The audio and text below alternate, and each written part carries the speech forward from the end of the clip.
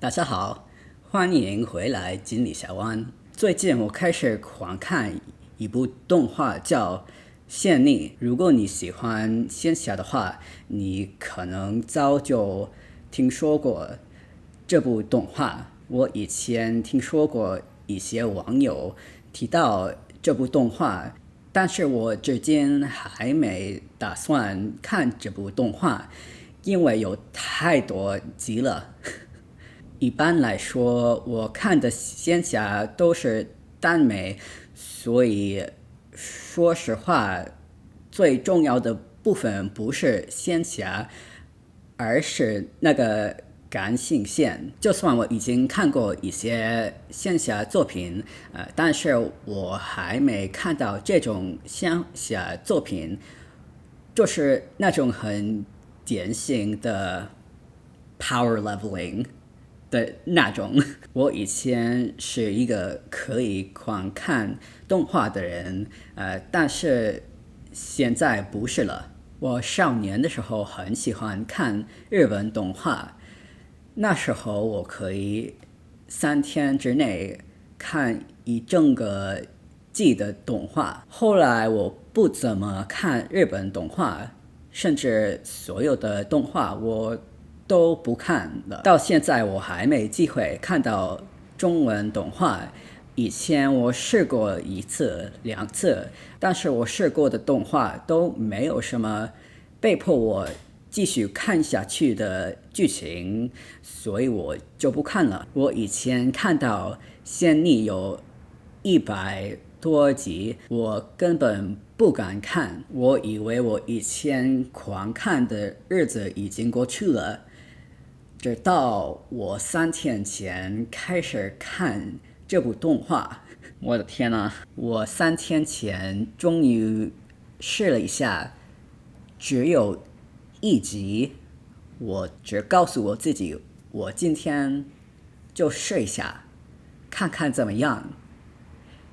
今天我已经看到20集了，对平常狂看的人来说，这可能没什么，但是我很久没这样狂看东西了。看这种动画的话，我觉得一口气看5集很容易。这部的剧情真的发展得很快，我真的不知道亡灵怎么在10集之内飞到星空去了。我以为是仙侠，肯定如果是这样的仙侠，你可以往哪儿进步了？庆幸吧。So we're in space now, I guess, just for a bit. 一开始每期死了1、2人，也都不是亡灵杀的，但是现在我觉得亡灵到处都杀人了。这部动画让我想起我以前看的小说系列叫《The Cradle》by Will White。那时候我还不知道仙侠是什么，但是我真的喜欢一个题材叫Progression Fantasy。现在我就知道The Cradle 的原来灵感就是仙侠，但是我现在才明白 Will White 怎么从仙侠得到灵感，因为我以前看的仙侠都是耽美，而且都不是那种很有 power fantasy 感的仙侠。看到仙溺我才明白了，因为那个感觉真的跟别的 progression fantasy 很像。线下的灵感绝对不是从 progression fantasy 来的，肯定是 progression fantasy 的灵感来自仙侠，还有武侠，还有可能别的媒体。现在我终于可以感觉到那个灵感的来源。我以前看的仙侠都没有这种不断的升级感，还有这个复仇循环。我没法形容我对这个有什么想法。如果你问我，我觉得这一切都是从那个张虎杀死那个师兄开始，然后张虎需要离开那个派，我已经忘了他的名字，连这个我都忘了吧。后来张虎离开了那个派，一些年之后，王林在看到那个张虎的时候，他有那个坏世尊，就是那个三修世尊，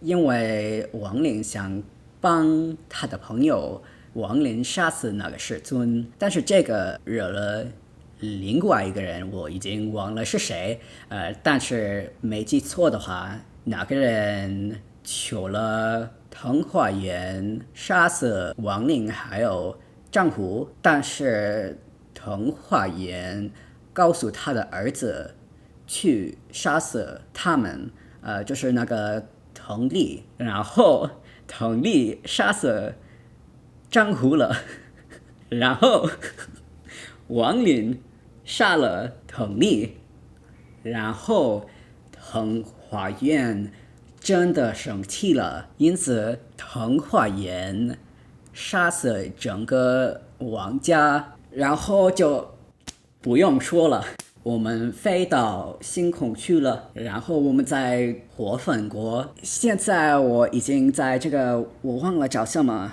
是修魔海27，已经发生了这么多事情。这个仙逆的原文就是一个网络小说，而且那本小说的字数就是600万字，那已经是6个天官赐福，怎么一本小说有2000多章？我真的想知道有多少人把所有的原文都看完了。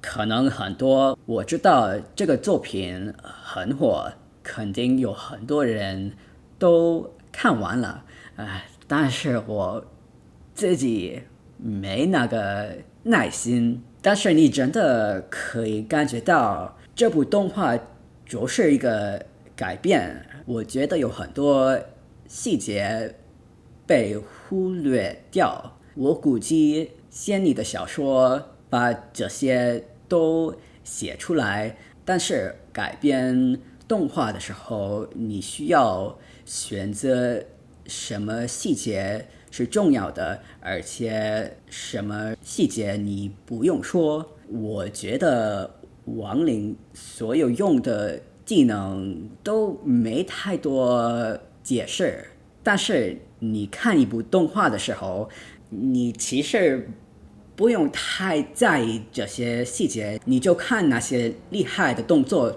就行。但是有时候我真的有一些问题没得到什么答案。